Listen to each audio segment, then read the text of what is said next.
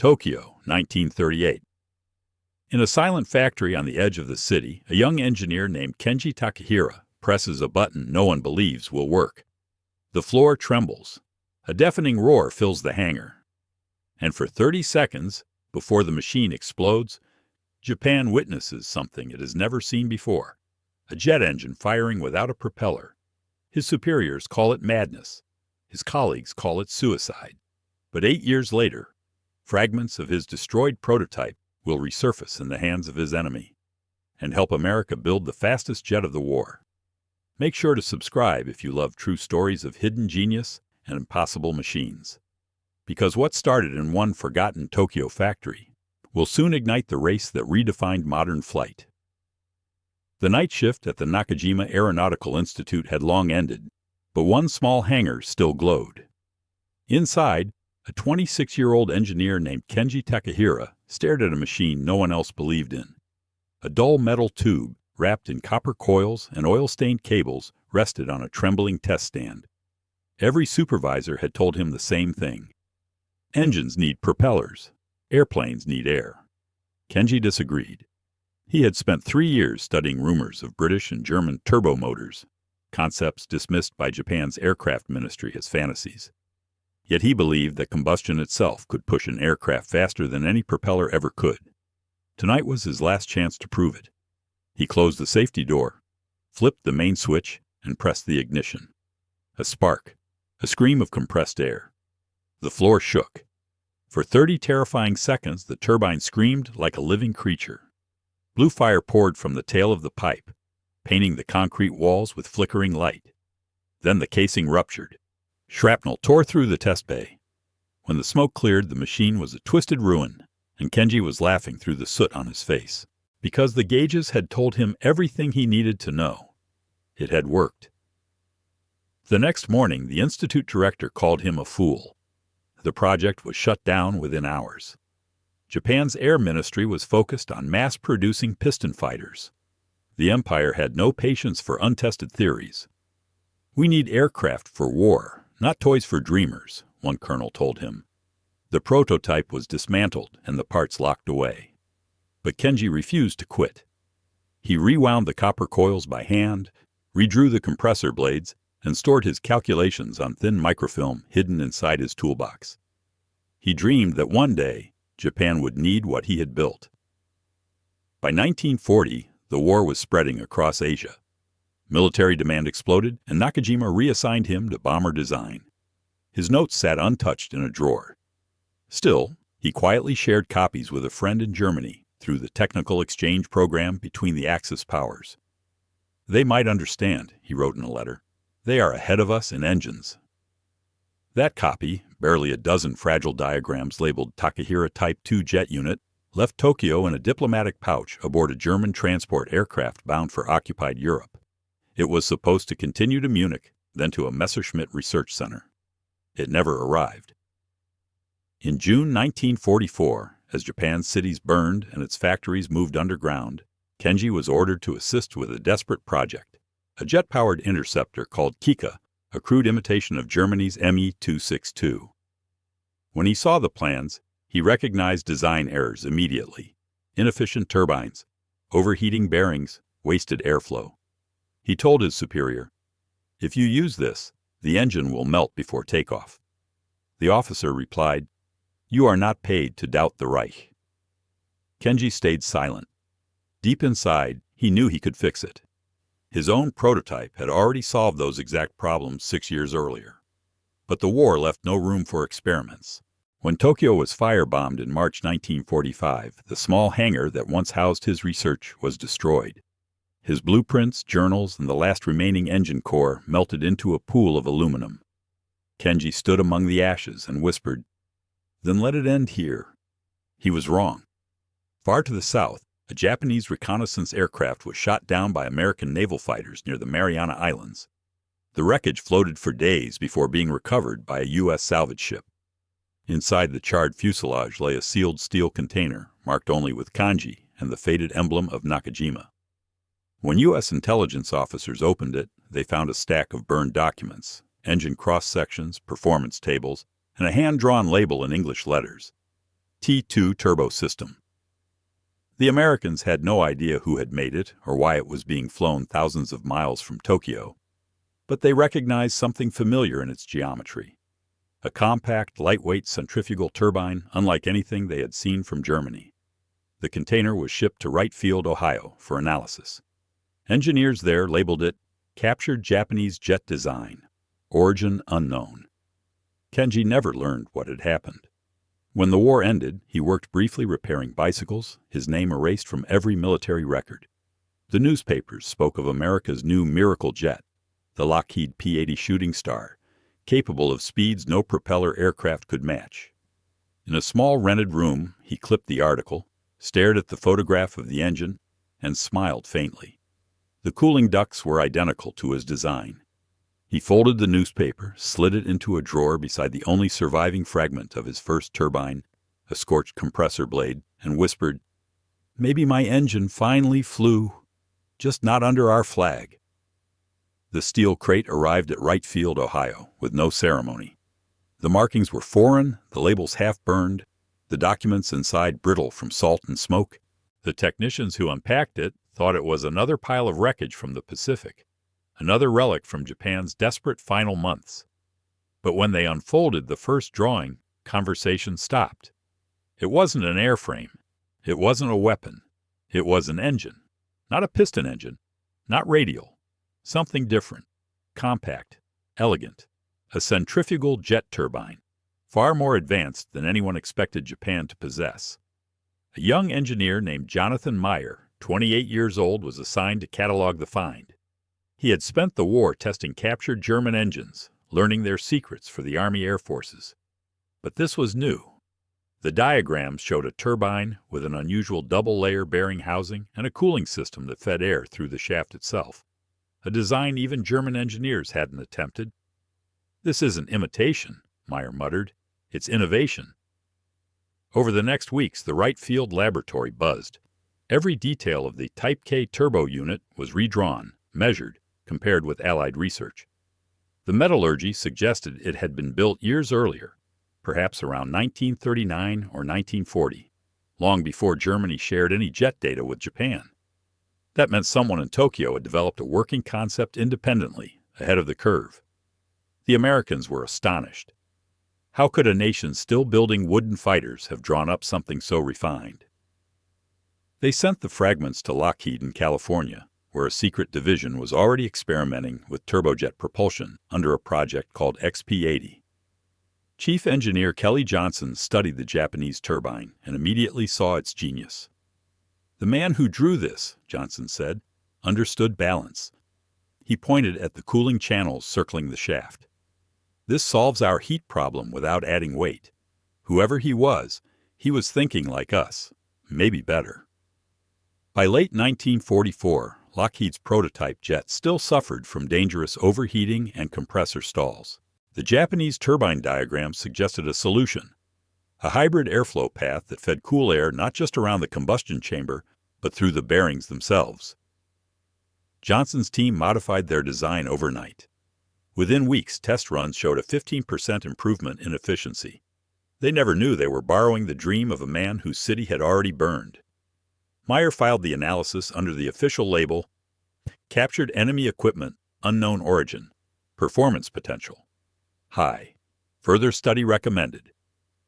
The term Japanese was never mentioned in the reports that followed.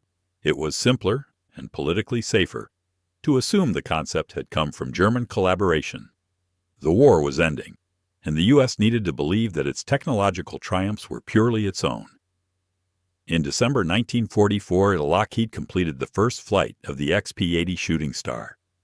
The jet streaked over Muroc Airfield at nearly 500 miles per hour, faster than anything in American skies. The press called it a miracle. The Air Force called it the future. Inside a quiet office at Wright Field, Jonathan Meyer read the flight report and smiled faintly. He opened his own folder, the one labeled Type K Turbo Unit, and compared the sketches. The resemblance was undeniable. The airflow geometry, the bearing venting, even the material ratios, all identical. He wrote in the margin, "Source likely Japanese," confirmed by markings. Then he crossed it out. The official version would stay silent. The small steel crate that had traveled half the world was locked away in a classified archive. No one traced its origin. No one asked why it was being transported so far from the mainland when Japan was collapsing. Some suspected it had been meant for a last-ditch evacuation to Germany. Others believed it was being moved to prevent capture by Soviet forces. Whatever its purpose, fate had redirected it into enemy hands. For the United States, it became a quiet turning point, one they would never acknowledge. The Shooting Star would become the first operational jet fighter in American service, the bridge between the propeller age and the jet era. Within 2 years, its descendants would rule the skies over Korea. Meanwhile, across the Pacific, Kenji Takahira sat among ruins. He had survived the war, but not his dreams. The Ministry of Industry dismantled every military laboratory, including the few that had worked on jet propulsion. Engineers like him were ordered to destroy all technical notes or surrender them to occupation forces. When an American officer visited the university where he now taught mechanical design, Kenji noticed the pilot's notebook lying open on the table. Inside were sketches of a small turbojet, a design unmistakably familiar. The officer smiled politely. "Brilliant work, isn't it? We hear the first test went perfectly." Kenji nodded, pretending not to understand. That night he wrote in his journal, "It is strange to see my own thoughts return, wearing another country's flag." He did not hate them. He only wondered how far an idea could travel once it escaped its maker's hands. In California, Jonathan Meyer's team prepared the production version of the P-80. They stripped every identifying mark from the captured turbine, melted the remaining metal, and filed the final report. All foreign influence eliminated. But in the blueprints of the new engine, the one that would define the future of aviation, the ghost of Kenji's cooling system remained. The jet was ready. The world was about to change. When the Lockheed P-80 Shooting Star finally entered service in 1945, the war in the Pacific was already ending. It never fired a shot in combat, yet its first flight signaled the death of every piston-engine fighter still in production. Newspapers called it the dawn of a new age. Engineers at Wright Field called it proof that nothing is impossible. Few realized that deep inside its engine spun an idea born 8 years earlier in a Tokyo basement. Kenji Takahira was repairing bicycles now. Tokyo lay in ruins, factories flattened, laboratories gone. He spent his days hammering bent metal and his nights writing notes he would never publish. One evening, a former colleague from Nakajima visited him carrying an American newspaper. On the front page, a silver jet streaking above California skies. The caption read, "America's fastest aircraft, powered by an all-new turbo design." Kenji studied the photo. The cooling ducts, the angular bearing casing, his casing, were unmistakable. He traced the outline with his finger, smiled thinly, and said, "It's lighter than I ever managed. Good work." His friend asked, "Doesn't it anger you?" Kenji shook his head. "An engineer builds for the sky, not the flag." In 1946, the U.S. Air Force began producing hundreds of P-80s. Test pilots praised the jet's stability, its power, its reliability at altitude. The engine ran smoother than the British designs it had borrowed from, and no one could explain exactly why. The secret was a small balance of airflow around the bearings, copied from the anonymous Type K diagrams that had crossed the Pacific by accident. Jonathan Meyer, now promoted to lead propulsion researcher, remembered that steel crate well. He had written the final report, sealed the evidence, and filed it under archived. Still, he thought about the unknown mind that had drawn those lines. Sometimes, during quiet evenings at the lab, he imagined meeting him. "What would I say?" he asked his assistant one night. "That you stole his idea?" The assistant laughed. "No," Meyer said. "That his idea saved lives."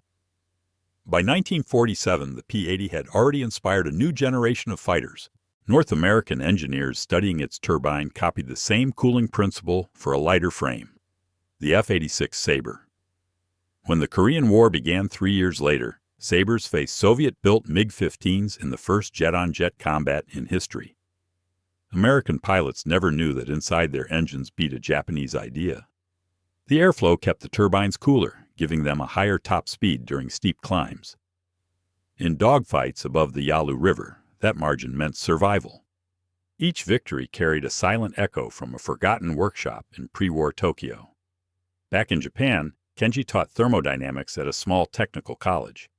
He avoided mentioning his past. Officially, he had never worked on military projects. Yet his students sensed there was more to him. He spoke about airflow as if it were poetry, about the elegance of balance between heat and thrust. One spring afternoon in 1950, an American visitor arrived at the campus. Jonathan Meyer, now part of a post-war technical exchange, had come to lecture on jet propulsion. When he saw the frail professor waiting in the front row, he recognized the face from a faded identification photo found years earlier in that steel crate. After the lecture, Meyer approached him. "Professor Takahira," he said quietly, "your work reached us." Kenji smiled. Then perhaps the war finally did some good. Meyer handed him a small gift, a polished turbine blade from an F-86 engine. On the back was engraved a single line, "To the man who understood airflow before the rest of us." They shook hands. No photographers, no ceremony. Just two engineers acknowledging that invention had no borders. Kenji died in 1962. His students built a modest memorial outside the university, a bronze plaque shaped like a turbine disc. The inscription read, "He dreamed of flight, not victory. His idea crossed oceans and ended a war he never meant to fight." Half a world away in an Air Force museum in Ohio, the restored prototype of the first P-80 sits behind glass. Visitors read about American ingenuity and Lockheed's breakthrough. Few noticed the small handwritten annotation on the original Wright Field test sheet, barely visible in the margin. Source: captured Japanese design fragment, details unclear. The line remains uncorrected. In the decades that followed, jet technology advanced beyond anything Kenji could have imagined. Supersonic fighters, space shuttles, engines that could circle the planet. Yet every one of them carried a descendant of his cooling system, the same elegant compromise between air, fire, and balance. The story of that design became legend among a handful of historians who knew where to look. It reminded them that progress often begins in obscurity, and that even the smallest idea can outlive empires. As one aviation archivist wrote years later, "The shooting star was America's first jet, but its heart was born in Tokyo. A fragment of metal, a forgotten drawing, and a dream that should never have existed. Together, they changed the war." The shooting star was America's first jet, but its heart was born in Tokyo. A fragment of metal, a forgotten drawing, and a dream that should never have existed. Together, they changed the war. History isn't just written by nations. It's written by people who dare to imagine what doesn't yet exist. If you believe stories like this deserve to be remembered, leave a comment. Tell us where you're watching from. Hit like and subscribe for more untold chapters of history. Because sometimes, the smallest idea can travel farther than any airplane ever built.